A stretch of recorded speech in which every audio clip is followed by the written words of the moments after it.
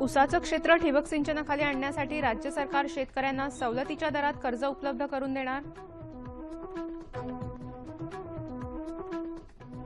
राज्यभरात आतापर्यंत 72% पेरण्या पूर्ण। आणि राज्यात अनेक भागात दमदार पाऊस, मध्य महाराष्ट्रात काही ठिकाणी अतिवृष्टी।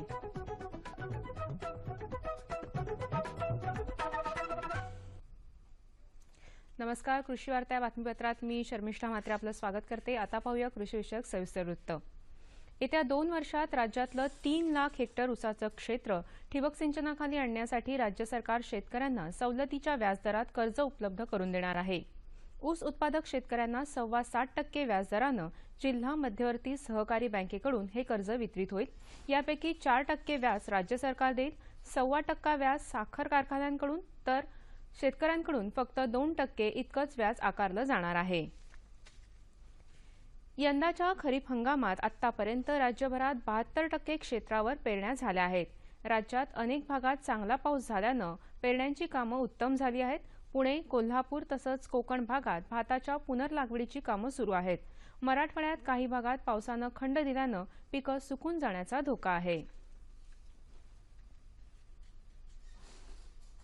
राज्याच्या अनेक भागात गेले काही दिवस दमदार पावसानं हजेरी लावली आहे। कोकणात सर्वत्र संततधार पाऊस सुरू आहे। मध्य महाराष्ट्राच्या सातारा, कोल्हापूर तसंच पुणे जिल्ह्याच्या काही भागात अतिवृष्टीची परिस्थिती निर्माण झाली आहे।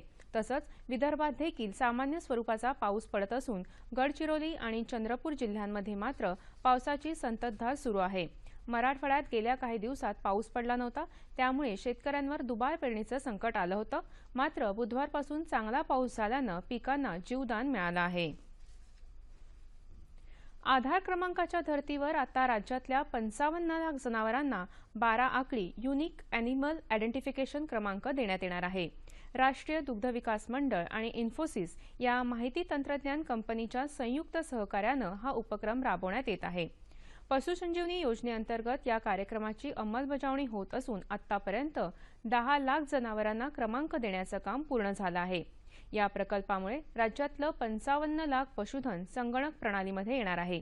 त्यामुळे प्रत्येक जनावराची माहिती शेतकरी, पशुपालक तसंच पशुवैद्यकीय अधिकाऱ्यांना मिळेल, जेणेकरून अधिक उत्तम पशुपालन शक्य होईल।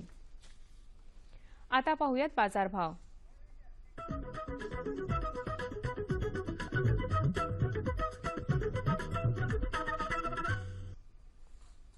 जाणून घेऊया नागपूर कृषी उत्पन्न बाजार समितीकडून प्राप्त झालेले शेतमालाचे बाजारभाव। हे भाव शेतीमालाच्या उत्पादकांसाठी आहेत। निराळा उल्लेख नसल्यास हे भाव प्रति क्विंटल आहेत। गहू 1685, 1550, सोयाबीन 2870, 2550, तूर 3700, 3450, भेंडी 2200, 2045, वांगी 1100, 965, फ्लॉवर 2800, 2685, सफरचंद 13000, 11000, अननस 4000, 1000, डाळिंब 5000, 1000। बाजारभावाविषयक अधिक माहितीसाठी www.agmarknet.nic.in या संकेतस्थळाला भेट द्या। आता पाहूयात हवामान वृत्त आणि हवामानाचा अंदाज।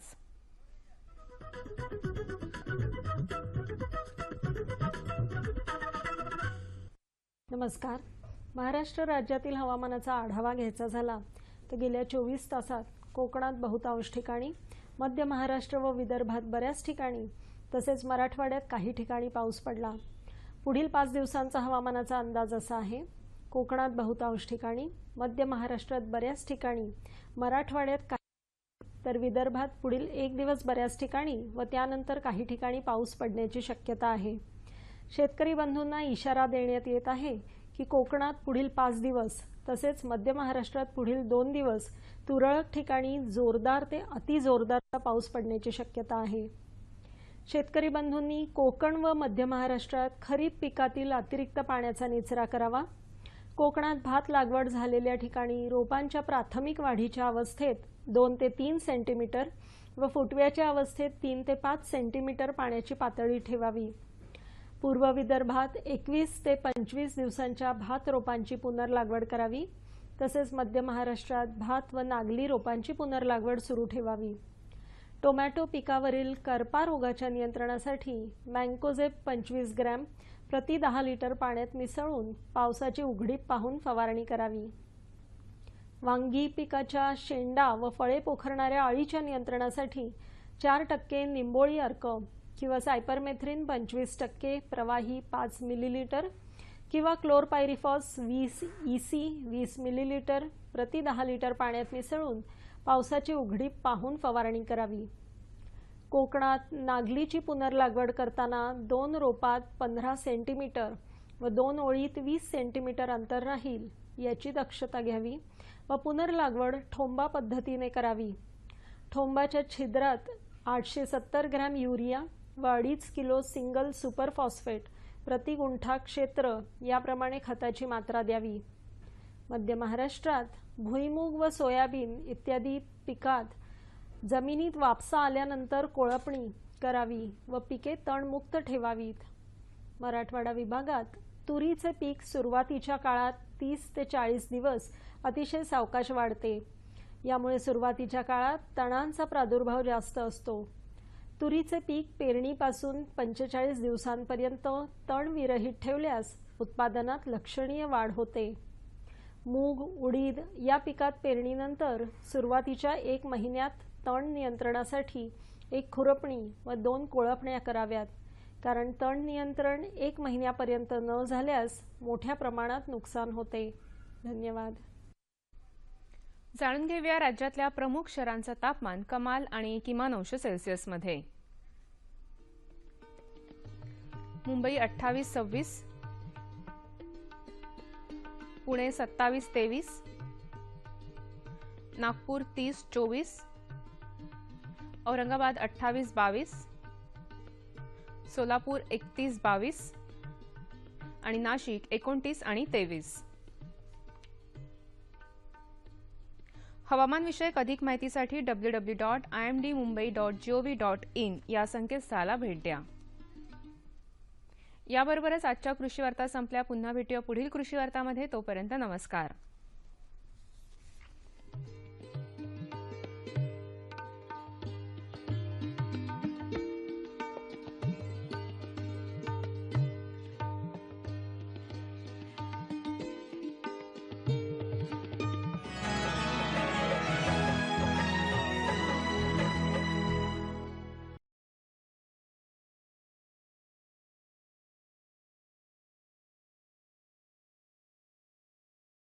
मसाला आणि मसाल्याचे पदार्थ यामध्ये भारतीय बाजारपेठा आपलं अव्वल स्थान टिकवून आहेत। खनिज द्रव्य, कच्चा माल, साखर, गहू, तांदूळ यांच्या पंक्तीत गरम मसाले निर्यात होतात। भारताच्या काही प्रांतातून मसाल्यांना मागणी असते। केवळ परदेशातच नव्हे तर खुद्द भारतात सुद्धा मसाला उत्पादनाबरोबर त्याच्या खाण्यातील सहभागाचा विचार केला जातो। एकूणच भारतीय आहारात गरम मसाले जसं जायफळ, वेलची, लवंग, काळी मिरी, दालचिनी आपल्या चवीची भर घालून पोषक आहारास मदत करतात।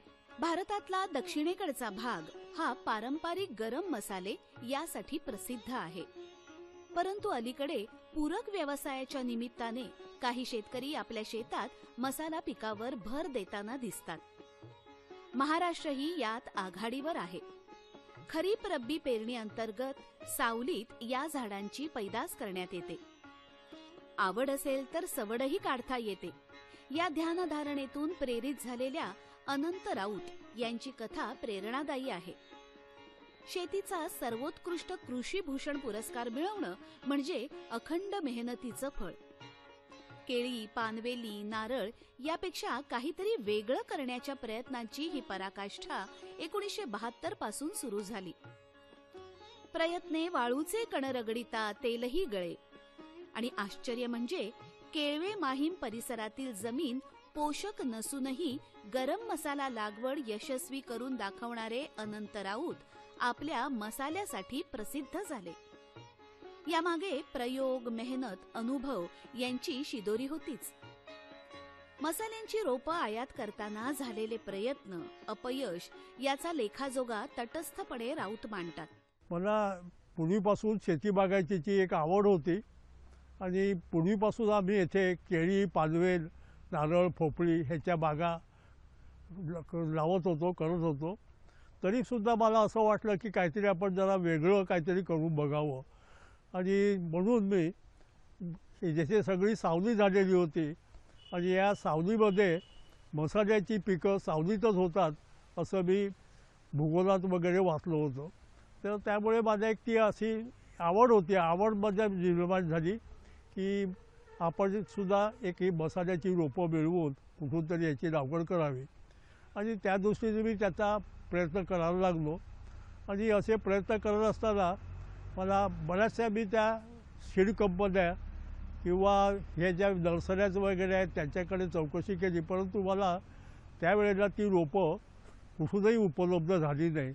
हॉर्टिकल्चर डेव्हलपमेंट ऑफिसर पुण्याकडून मला केरळचा एक खाजगी नर्सरीचा पत्ता मिळाला आणि त्यांच्याकडून मी ती रोपं मागवली. साधारणतः ती सावलीमध्ये होतात म्हणून केळीच्या बागेमध्ये त्याची मी लागवड केली. आणि ती लागवड केल्यानंतर जवळजवळ 7 ते 8 वर्षांनी त्याला फळं फुलं ज्या वेळेला आली त्यावेळेला असं वाटलं की आपल्याकडे ही पिकं निश्चितच चांगली होतील. आणि नंतर त्यावेळेला त्याच्यातून असं कळलं की जायफळामध्ये नर आणि मादी असे 2 प्रकार आहेत, पण नरालासुद्धा काही प्रमाणामध्ये फळं येतात. मला 5-7 वर्षांनी 7-8 वर्षांनी त्या जायफळाचं साधारणतः उत्पन्न यायला लागलं आणि त्याला फळं वगैरे यायला लागली. मग हळूहळू प्रयोगातून म्हणजे जसं पाण्यात पडल्याशिवाय पोहता येत नाही तसं त्या ह्याच्यातून अनुभवातून मी शिकत गेलो. आणि नंतर त्याच्यावर आणखीन काही हे करून प्रयोग करून की चांगल्या तऱ्हेने हे पीक घेता कसं येईल त्या दृष्टीने मग मी हे केलं. आणि नंतर पहिली जायफळाची लागवड झाली, नंतर दालचिनीची लागवड केली, नंतर 4 in 1 म्हणून ज्याला ऑल स्पायसेस म्हणतात त्याची लागवड केली. असं वाढवत काळी मिरीची लागवड केली. आणि हे सगळं करत असताना हे जवळजवळ 1962 सालचं हे आहे. आणि त्यानंतर 1972 साली दापोली विद्यापीठाची स्थापना झाली. आणि त्यानंतर त्यांच्याकडूनही मला बरीचशी माहिती वगैरे सगळं हे मिळायला लागलं. त्यांच्याकडून रोपंही मिळाली, त्यांच्या मार्गदर्शनही मिळालं. आणि नंतर मी हळूहळू सगळं हे वाढवत गेलो.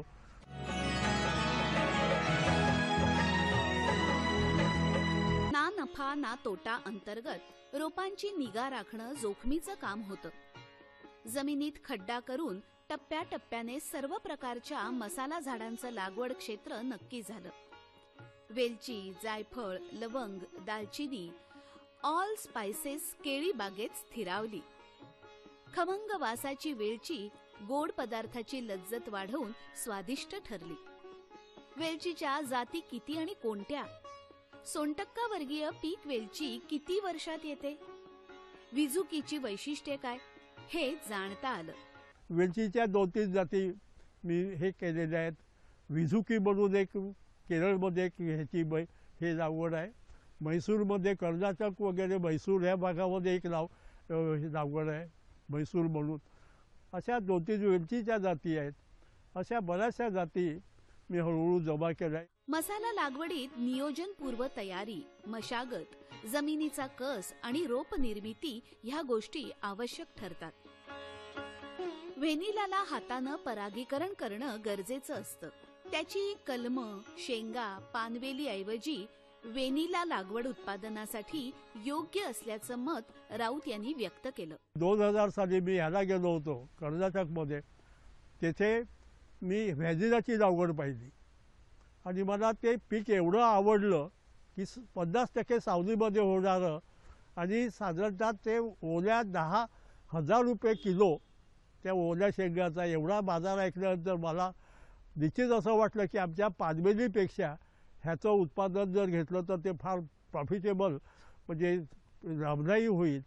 म्हणून मी त्यावेळेला तेथून काही कटिंग तेथून आणल्या. आता आपण जे पाहतो ते हे व्हॅनिलाचं रोप आहे आणि व्हॅनिलाला शेंगा ज्या येतात त्या ह्याप्रमाणे अशा झुपक्याच्या शेंगा येतात आणि त्या जेव्हा तयार होतात त्यावेळेला त्याच्यातून ते कमकुवत असलेल्या किंवा तोकड्या वगैरे असलेल्या त्याची विरळणी केली जाते आणि चांगल्या शेंगा ठेवून त्या जोपासल्या जातात. जायफळ, लवंग, दालचिनी, ऑल स्पायसेसचा वापर अन्नाला चव आणण्यासाठी वापरण्यात येणाऱ्या मसाल्यांमध्ये केला जातो.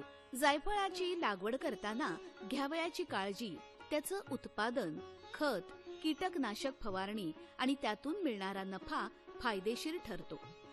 जायफळाच्या बाबतीत जर बघायचं झालं तर जायफळाची लागवड आपल्याला 2 तऱ्हेने आता करता येते. आता आपण ती रोपापासून तयार करतो आणि त्याच्यावर आता भेट कलम किंवा ग्राफ्टिंगही करता येतं. आंब्याची जशी आपण कोय कलम करतो तसंच आता जायफळाचंही कोय कलम करता येते. आणि त्याच्यामध्ये काय होतं की आपण नादीची झाडं तयार करू शकतो. आणि एरवी जर आपण रोपं तयार केली तर त्या रोपामध्ये काही मादीची होतात तर काही नराची होतात. जवळजवळ 50% हे प्रमाण राहतं. आणि साधारणतः ह्याला लागवड केल्यापासून 7 ते 8 वर्षामध्ये फळं यायला सुरुवात होते. आणि त्याच वेळेला आपल्याला असं कळतं की ह्याच्यातला नर कोणते आहेत आणि मादी कोणती आहे. आणि त्याप्रमाणे साधारणतः 10 ते 12 मादीच्या मागे एक नर असा आवश्यक आहे. आणि तोही नरसुद्धा चांगल्या तऱ्हेचा पाहिजे. सेंद्रिय खतं ह्याला जास्त चांगली मानवतात. तरीसुद्धा तुम्ही शेणखत वगैरे जर देत असाल तर थोडाफार जर सुफला वगैरे जर दिला तर त्याला ते चांगलं मानवतं. दालचिनी लागवड देखील किफायतशीर म्हणता येईल. सिलोनमधून विकसित केलेली दालचिनी तिखटपणा जोपासणारी, मोठ्या पानांची असते. झाडाची साल म्हणजेच दालचिनीच्या कांड्या होत. केरळ, चेन्नई इथले मसाले सर्वश्रुत आहेतच. यातलंच एक ऑल स्पायसेस, याचा स्वाद वेगळा. नाशवंत नसणाऱ्या या झाडापासून वर्षभर पुरेल इतका मसाला मिळतो. लवंग, ऑल स्पायसेस प्रत्येकानं ही झाडं जोपासायलाच हवीत. पानवेलीय वर्गात मोडणारी काळी मिरी पापडात वापरतात. त्याचे विभाजन 2 प्रकारात मोडते आणि पूर्ण तयार झालेली काळी मिरी अशी दिसते. आता जे मी तुम्हाला दाखवत आहे हे काळी मिरी पॅन्युरेकची जातीचं काळी मिरी आहेत. ह्याच्यामध्ये तुम्हाला तयार झालेली, लाल झालेली तयार यायचे, नंतर ती तयार होणार, आता होण्याच्या बेतात दुसरी ती आहे. आणि नवीनही यायला सुरुवात झालेली आहे. आता माझ्याकडे एक अशी व्हरायटी आहे ह्याचे श्रीलंकेमधून आणलेली दालचिनीची. त्याचं पान जवळजवळ 8 ते 9 इंच लांब आणि 2 ते 3 इंच रुंद असं मोठं पान आहे. आणि त्याचा स्वाद पण जरा वेगळा आहे. त्याचप्रमाणे केरळमधून मी एक दालचिनीची व्हरायटी आणली. त्याचंही बरंचसं चांगलं हे आहे. त्याचं पान चांगलं असून, लांब असून, रुंदीला कमी आहे, पण त्याचं तिखटपणा त्याला जास्त आहे. दालचिनीच्या बाबतीत जर बोलायचं झालं तर दालचिनीच्या 2-3 व्हरायटीज आहेत. एक केरळमधून आणलेली आणि एक दापोली विद्यापीठाने कोकण चेनमधून विकसित केलेली ही जात आहे. आणि दुसरी एक जात जी आहे ती सिलोनमधली आहे. आणि त्याचं पान फार मोठं, म्हणजे जवळ 8 ते 9 इंचाचं पान आणि 3 इंच रुंद असं त्याचं पान आहे. त्याचा स्वाद पण जरा तिखटपणा जास्त आहे त्याला. तर ह्याची लागवड दोन्ही प्रकारे करता येते. तुम्ही त्याची कलमंही लावू शकता किंवा त्याचे रोपंही लावू शकता. आणि कलमं रोपं लावल्यानंतर साधारणतः 4 ते 5 वर्षाने बोटाच्या अंगठी एवढं त्याचं जाड झालं का साधारणतः 1 फुटाच्या वरती ते कापायचं.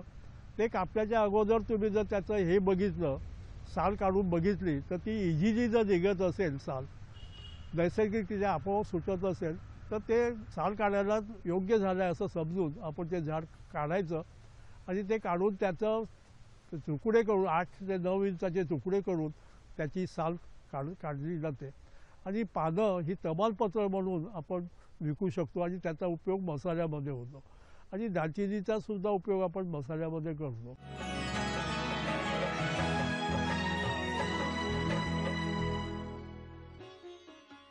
केळवे, माहीम तालुका पालघर मधील अनंत राऊतांच्या केळीबागेत लागवड झालेल्या वेलची, जायफळ, दालचिनी, लवंग इत्यादी गरम मसाल्याला आजूबाजूच्या परिसरात चांगली मागणी आहे. कलमी रोपा आयात करून वाढवण्याचा टप्पा पूर्ण झाला की झाड वाढायला, मूळ धरायला वेळ लागत नाही. खत, पाणी, कीटकनाशक यांच्या संयुक्त वापराचा परिणाम फळधारणेवर दिसून येतो. आपापले अंगीभूत गुण सांभाळत प्रत्येक झाड बहरतं. असं म्हणतात, मसाल्याचा सुगंध दरवळतो. नारळी पोफळीच्या बागेत वाहणारा वारा मसाल्याच्या वासाने मारावतो आणि वर्षभर पुरवतील एवढे मसाले आपल्या पदरात टाकतो. राऊतांच्या अंगणात स्थिरावलेले मसाले याचीच तर साक्ष देतात जणू. मसाल्याचं आणखीच म्हणजे वेलची आहे. वेलचीच्या ह्याच्यामध्ये ही सोनटक्क्याच्याच वर्गातलं पीक आहे आणि साधारणतः ते लावल्यापासून 30 वर्षाने वेलची यायला सुरुवात होते आणि ते जमिनीलगत वेलच्या येतात. त्याच्यामध्ये विजुकी, मलबार, म्हैसूर अशा 2-3 व्हरायटीज आहेत, त्याही आपल्याकडे चांगल्या होतात. त्याच्यानंतर लवंग आहे. लवंगही आपल्याकडे लवंगाचं मोठं झाड होतं आणि लवंग हे पीक आहे ते म्हणजे उमलण्याच्या अगोदरची कळी जी अवस्था असते ते लवंग, ते लवंगही आपल्याकडे चांगलं होतं. त्याच्यानंतर ऑल स्पायसेस ज्याला 4-in-1 म्हटलं जातं तेही आपल्याकडे फार चांगल्या तऱ्हेने होते. त्याचंही आपण जर हे केलं तर त्याचा पानाचा जो स्वाद आहे तो 4 जर आपण हे केले वस्तू, वेलची, लवंग, दालचिनी वगैरे, तर त्याचा जो स्वाद येतो एका ह्याच्या 4 वस्तूचा, तो स्वाद त्या एका ह्या पानातून किंवा त्या एक फळातून आपल्याला मिळतो. त्याच्यातही नरमादीचं हे आहे आणि अशा तऱ्हेने आपल्याला हे आहे. तर आता केरळमध्ये जर आपण वस्तुस्थिती पाहिली तर प्रत्येक शेतकऱ्याच्या घराच्या बागे किंवा पुढे प्रत्येक ह्याची मसाल्याची 1-2 अशी झाडं लावलेली असतात आणि ते वर्षाला लागणारा सगळा आपला मसाला हे आमच्या 3-4 झाडामधून मिळवला जातो. तर माझंही असंच शेतकऱ्यांना आणि आपल्या बागायतदारांना एक हे आहे की हे पक्कं पीक आहे, नाशिवंत नाही. आपण रोखू शकतो, बाजार होईल तेव्हा बाजारात आणू शकतो.